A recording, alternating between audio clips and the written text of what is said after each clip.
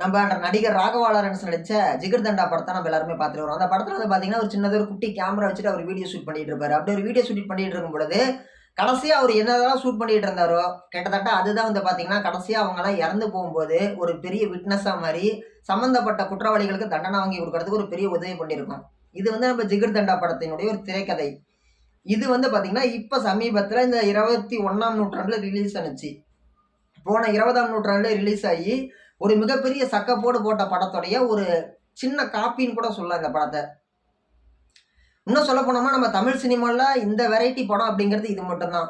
ஆனா ஆங்கில சினிமா பக்கம் போய் பார்த்தோம்னா ஹாலிவுட் சைட் போய் நம்ம விசிட் பண்ணி பார்த்தோம்னா இந்த மாதிரி ஏகப்பட்ட ஃபுட்டேஜஸ் இருக்கிற படங்கள் இருக்கும். அதாவது ஒரு சின்ன ஒரு கேமராவை மட்டுமே அடிப்படையாக வச்சு இப்போ நம்ம ஊரில் ஃப்ளாஷ்பேக் அப்படிங்கிறது எதுக்கு இருக்கும்?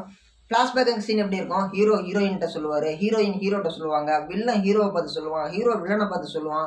கொடுக்கக்கூடிய குணச்சித்திர கதாபாத்திரம் வந்து ஹீரோவுடைய பெருமையாக அவங்க பையன்கிட்ட சொல்லுவார். இந்த மாதிரி கதாபாத்திரங்கள் தான் நம்ம பார்த்துருக்குறோம். ஆனால் கேமரா ஃப்ளாஷ்பேக் சொல்கிற மாதிரி ஒரு கதை அப்படிங்கிறது வந்து பார்த்தீங்கன்னா நம்ம ஜிகர் தண்டா படத்தில் அதை விட்னஸாக காமிச்சிருப்பாங்க. ஆனால் முழுக்க முழுக்க அந்த கேமராவை வச்சு ஒரு படமாக கொண்டு போகிறதெல்லாம் வந்து பார்த்தீங்கன்னா ஹாலிவுட் பக்கம் இன்றைக்கி வழக்கத்தில் இருக்குது. அப்படிப்பட்ட ஒரு முக்கியமான படம் தான் வந்து பார்த்தீங்கன்னா நம்ம எல்லாருக்குமே தெரியும் ஹாலோகாஸ்ட். ஓகேங்களா? Cannibal holocaust. அந்த படம் வந்து பார்த்தீங்கன்னா படம் ரிலீஸ் ஆன உடனே கிட்டத்தட்ட வந்து பார்த்தீங்கன்னா உலகம் முழுக்க 50 நாடுகள் அந்த படத்தை வந்து பேன் பண்ணியிருக்கிறாங்க, தடை செஞ்சிருக்கிறாங்க. இன்னைக்கு வரைக்கும் அந்த படம் வந்து பார்த்தீங்கன்னா தடை செய்யப்பட்ட படம். உலகம் முழுக்க அந்த படம் இன்னைக்கும் பேன் தான். அப்படி என்னப்பா அந்த படத்தில் சொல்லியிருக்காங்கன்னு சொல்லி கேட்டிங்கன்னா ரொம்ப பார்த்தீங்கன்னா ரத்தம் தெரிக்கிற கதைடா அப்படிம்பாங்கல்ல, ரத்தம் தெரிக்கக்கூடிய கதை.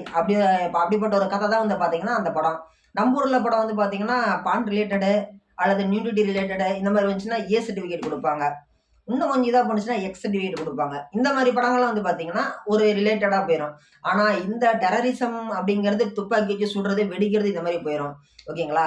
இந்த நான் சொல்லக்கூடிய அந்த கேனபிள் ஹாலோகாஸ்ட் அப்படிங்கிற படம் வந்து பார்த்தீங்கன்னா ரத்தம் சொட்ட ரத்தம் தெறிக்க இருக்கக்கூடிய ஒரு படம் தான். ஓகேங்களா? அந்த படத்தில் என்ன கதைன்னு சொல்லி கேட்டிங்கன்னா ஒரு ஹீரோ, ஒரு ஹீரோயின், 2 கேரக்டர், மொத்தம் 4 பேர் அந்த படத்தில் வந்து மெயின் ரோல். ஓகேங்களா?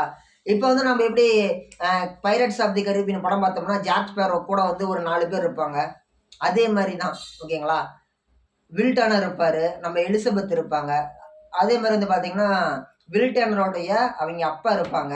அப்புறமேட்டு வந்து பார்த்தீங்கன்னா நம்ம முக்கியமான கதாபாத்திரங்கள்லாம் இருப்பாங்க இல்லையா பைரட்ஸ் ஆஃப் தி கரீபியனில் ஜாக் ஸ்பேரோ படத்தில். அதே மாதிரி இந்த படத்துலையும் சரி. ஓகேங்களா? கேனபிள் ஹாலோவின் அந்த படத்தில் வந்து பார்த்தீங்கன்னா ஹீரோ ஹீரோயின் 2 கதாபாத்திரம் ரொம்ப மெயினான ஒரு கேரக்டர். இவங்களுக்கு என்னன்னு சொல்லி கேட்டிங்கன்னா அமேசான் காட்டுக்குள்ளே ஒரு புதையலை தேடி போகிறாங்க. அப்படி அவங்க புதையலை தேடி போகும்பொழுது புதையல் கிடைக்கிறதுக்கோசரம் இந்த ஊர் மக்கள் அவங்கள பாதுகாக்கிறாங்க. அந்த புதையலை அவங்க கூட என்ன பண்ணுறாங்க, நட்பாக பழகிற மாதிரி பழகி அவங்களுக்கே வந்து சாப்பாட்டில் விஷம் கலந்து கொடுக்கறது, ஒவ்வொருத்தரையாக தனித்தனியாக கொலை பண்ணுறது, இந்த மாதிரி விஷயத்தில் இது பண்ணுறாங்க. இன்றைக்கி எப்படி நிஜ வாழ்க்கையில் நிறைய பேர் வந்து பார்த்தீங்கன்னா முட்டாள்தனமாக ரயில் பக்கத்தில் நின்று செல்ஃபி எடுக்கிறது, பாலத்துக்கு மேலே நின்று செல்ஃபி எடுக்கிறது, ஒரு பெரிய அருவி இருக்கும் அங்கே குதிக்கிற மாதிரி செல்ஃபி எடுக்கிறது, பண்டியில் கீழே வந்து செத்து போகிறாங்க. அந்த மாதிரி அவங்க என்ன பண்ணுறாங்க, அவங்க செய்யக்கூடிய ஒவ்வொரு விஷயத்தையுமே, அவங்க செய்யக்கூடிய ஒவ்வொரு கொலையுமே, அவங்க செய்யக்கூடிய ஒவ்வொரு சித்திரவதையுமே, அவங்க செய்யக்கூடிய ஒவ்வொரு தவறையுமே அவங்க அந்த சின்ன கேமராவில் ரெக்கார்ட் பண்ணுறாங்க. செல்ஃப் ரெக்கார்டிங்னு சொல்லுவோம் இல்லையா, அந்த மாதிரியும் பண்ணுறாங்க. இன்னொருத்தரை வீடியோ பிடிக்க சொல்லி அவங்களும் இன்னொருத்தரை இது பண்ணுற மாதிரி எல்லா வீடியோ ஃபுட்டேஜ் எடுத்து வச்சுக்கிறாங்க. ஒரு காலகட்டத்தில் அந்த ஃபுட்டேஜ் எடுத்து வச்சுட்டு ஒரு இடத்துல அப்படியே வச்சுட்டு இவங்களாம் உட்காந்துருக்குறாங்க. இவங்க உட்காந்துருக்கும் பொழுது அந்த பழங்குடியின மக்கள் வந்து என்ன பண்ணுறாங்க, இவங்க பண்ணுறதெல்லாம் தெரிஞ்சுக்கிட்டு இவங்க 4 பேரையும் வெட்டி கொலை பண்ணுறாங்க. அப்படியே ரத்தம் அப்படியே தெரிக்குது. இது எல்லாமே அந்த கேமராவில் ரெக்கார்ட் ஆகிட்டு இருக்குது. அப்படி ரெக்கார்ட் ஆகி முடிச்ச வாட்டி அந்த கேமரா வந்து அவங்க கொண்டு வந்தாலும் இப்படி தூக்கி எறிகிறாங்க. அப்போ அது ஆட்டோமேட்டிக்காக ஆஃப் ஆகிடுது கேமரா. ஒரு சில காலங்கள் போகுது. ஒரு சில காலங்கள் போன வாட்டி வேற ஒரு குரூப் வராங்க. இதே மாதிரி நாங்கள் வந்து உங்களுக்கு நல்லது செய்கிறோன்னு சொல்லிட்டு இப்போ எப்படி அரசியல் கட்சி தலைவர்கள்லாம் நாங்கள் உங்களுக்கு 2500 ரூபா தரோம், தாலிக்கு தங்கம் தரோம், குழந்தை பிறந்தா தங்கம் மோதிரம் தரோம்னு சொல்லி அரசியல்வாதிங்க எப்படி சொல்கிறாங்க. அதே மாதிரி வந்து பார்த்தீங்கன்னா அதே தீவுக்கு புதையலை ஆட்டையை போடுறதுக்கு நிறைய பேர் வராங்க. அப்படி அவங்க வரும்பொழுது என்ன பண்ணுறாங்க, அந்த மக்கள் ஏற்கனவே இந்த மாதிரி வந்து நிறைய பேர் எங்களுக்கு வந்து ஏமாற்றிட்டு போயிட்டாங்க, சந்தேகத்துக்கு அவங்க கொண்டு வந்த பொருள் இருந்தான்னு சொல்லி தூக்கி போடுறாங்க. வந்தவன் கேட்ச் பிடிக்கிறான். ஏன்னா இவனுங்க நம்மள மாதிரியே ஒருத்த வந்து ஏமாற்றிட்டு போய்க்கிறான்னு சொல்லி கேமராவை தூக்கி போடுறாங்க. ஒருவேளை இதில் எதாவது இருக்குமோன்னு சொல்லிட்டு அவங்க கொண்டு போய் எல்லாம் ஆராய்ஞ்சு பார்க்கும் பொழுது எல்லா விஷயமும் அதில் ஃபுட்டேஜாக இருக்குது. அந்த ஃபுட்டேஜை வந்து அவன் என்ன பண்ணுறான், வெளியில் வந்து ஒரு சினிமா கம்பெனிக்கு வித்துறான். அதுதான் வந்து படத்தோட கதை. இதுதான் படத்தோட கதை. இதுதான் வந்து பார்த்தீங்கன்னா கேனபிள் ஹாலோகாஸ்ட்ல வந்து ஹாலோகாஸ்ட் படத்தில் வந்து பார்த்தீங்கன்னா சினிமாவில் வரும். இதை போட்ட ஒரு 10 நிமிஷம் 1/4 மணி நேரத்துலேயே தியேட்டருக்குள்ளே அவன் அப்படியே ஒவ்வாமையில் வாந்தி எடுக்கிறான், மயக்கம் அடைகிறான், லோ ப்ரெஷர் ஆகுது, ப்ரெஷர் அதிகமாகுது. இந்த மாதிரி ஏகப்பட்ட விஷயங்கள் நடக்குது. படம் வந்து ஒரு 5-6 நாள்ல டைரக்டர் தூக்கிட்டாங்க, அரெஸ்ட் பண்ணிட்டாங்க. அரெஸ்ட் பண்ணிட்டு என்ன பண்ணுறாங்க, இதெல்லாம் நிஜமாலுமே நடந்திருக்குதாயா? இந்த அயோக்கியத்தன வேலை, இந்த மொள்ளமாரித்தன வேலை, இந்த முடிச்சவிக்கு வேலை நீங்கள் தான் பார்த்துருக்கிறீங்களா? இதெல்லாம் சரியா? இதெல்லாம் முறையா? இதெல்லாம் நியாயமான்னு சொல்லி கேட்டுட்டு காவல்துறை என்ன பண்ணுறாங்க, அவங்கள கைது பண்ணுறாங்க. அந்த படத்தோட டைரக்டரை கைது பண்ணிட்டு அந்த படத்தில் நடித்தவங்க தொலைவி பார்க்குறாங்க. தொலைவி பார்த்தா யாரையுமே காணோம். ஒரு முடிவுக்கு வந்துருச்சு போலீஸு. இந்த டைரக்டர் மொள்ளமாரி பையன் தான் வந்து யாரையும் அடித்து கொண்டுவிட்டான். அவன் கொன்னது ரொம்ப ரியலிஸ்டிக்காக, ரொம்ப யதார்த்தமாக, ரொம்ப உணர்வு பூர்வமாக, ரொம்ப உண்மைத்தன்மையோட அந்த வீடியோவில் தெரிஞ்சிருச்சு. இவனை விடக்கூடாது, மாப்பிள்ளை இவனை விடமாட்டேன்டா அப்படின்ற மாதிரி வெளிநாட்டு காவல்துறை என்ன பண்ணுறாங்க, அவன் மேலே வழக்கு பதிஞ்சு கோர்ட்டில் கொண்டு போய் நிற்க வைக்கிறாங்க. நீதிமன்ற விசாரணைக்கு வரும் பொழுது நீதிமன்றத்தில் அவன் தரப்பு வாதங்களை எடுத்து வைக்கிறதுக்கு அவனுக்கு வாய்ப்பே வழங்கப்படலை. பதிலுக்கு அவங்க தரப்புலேருந்து என்ன சொல்கிறாங்க, அரசு தரப்புலேருந்து செத்து போன ஆளுங்க நீ கொன்னுவிட்டேன்னு சொல்லி புகார் வந்திருக்குது. செத்து போனவங்கள நீ சாவடிக்கலன்னு சொல்கிறியா, அவங்கள கூட்டு வந்து நிற்க வை, உன்னை நாங்கள் விட்டுறோங்கிறாங்க.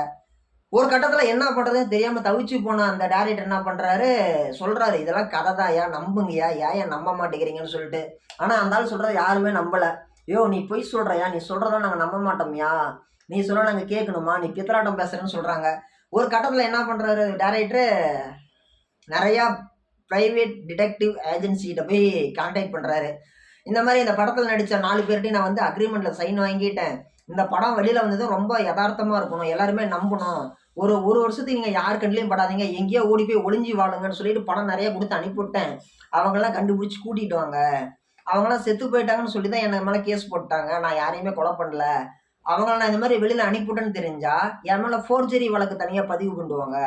அதனால் அவங்கள போய் கூட்டுவாங்கன்னு சொல்லி ஏஜென்ட்டுக்கிட்ட, ப்ரைவேட் டிடெக்டிவ் ஏஜென்சிக்கிட்ட பணம் கொடுத்துட்றாரு. அந்த 4 பேரையும் கூட்டு வந்துடுறாங்க. கூட்டு வந்து எல்லாம் ரியலிஸ்டிக்காக இந்த மாதிரி பண்ணேன், இவங்க 4 பேர் உயிரோட தான் இருக்கிறாங்க, இந்த மாதிரி ரத்தம் தெரிக்கிற சீன்லாம் நான் இப்படி தான் ரொம்ப வந்து பார்த்தீங்கன்னா யதார்த்தமாக எடுத்தேன்னு சொல்லிட்டு அவர் ஒவ்வொரு சீனையுமே ரொம்ப துல்லியமாக செஞ்சு காட்டுறாரு. யாருக்கே கோர்ட்டுக்கு அப்படி அவர் செஞ்சு காட்டினாவட்டி எல்லாருமே நம்புகிறாங்க. ஒரு கட்டத்தில் அவரை ரிலீஸ் பண்ணிடுறாங்க. இதுதான் வந்து பார்த்தீங்கன்னா அந்த படத்தோடைய டைரக்டருக்கு அந்த நிலமை. ரொம்ப சூப்பராக இருக்குல்ல. உண்மையாலுமே எனக்கும் இந்த படம் ரொம்ப பிடிச்சிருந்துச்சி. இந்த படத்தை பற்றின ஒரு காட்சி பார்த்தேன். ஏப்பா பேனாக இருக்குதே, நீ எப்படி பார்த்தேன்னா எதிர்பார்க்காத விதமாக அது வந்துச்சு என்னுடைய பார்வைக்கு. அதை பார்த்தோன்னே எனக்கு ரொம்ப பிடிச்சி போச்சு படம். அந்த படத்தை பற்றி எல்லாம் தொலைவி பார்க்கும் பொழுது தான் இந்த மாதிரி தகவல்கள்லாம் தெரிய வந்துச்சு. உண்மையிலே ரொம்ப யதார்த்தமாக எடுத்துருக்குறாங்க. ஆனால் ரொம்பவே ஒரு மன தைரியம் இருந்தால் மட்டும்தான் அந்த படத்தை பார்க்க முடியும். சகிப்புத்தன்மை வேணும் அந்த படத்தை பார்க்குறதுக்கு. உண்மையிலே நம்ம தமிழ் சினிமாவில் வந்து பார்த்திங்கன்னா இருக்கக்கூடிய டைரக்டருங்களாம் வந்து பார்த்திங்கன்னா காதல், சண்டை, நட்பு, துரோகம், பணக்காரன், ஏழை, பிச்சைக்காரன், பணக்கார முதலை, திருடன், கொலைகாரன், கொள்ளைக்காரன், என்னது சைபர் கிரைம் அக்யூஸ்டு, இந்த மாதிரி தான் எடுத்துகிட்டு இருக்கிறாங்க. ஆனால் அவங்க எடுத்துகிட்டு இருக்கிற படங்கள்லாம் வந்து பார்த்திங்கன்னா வேறு லெவலில் பண்ணிக்கிட்டு இருக்கிறாங்க.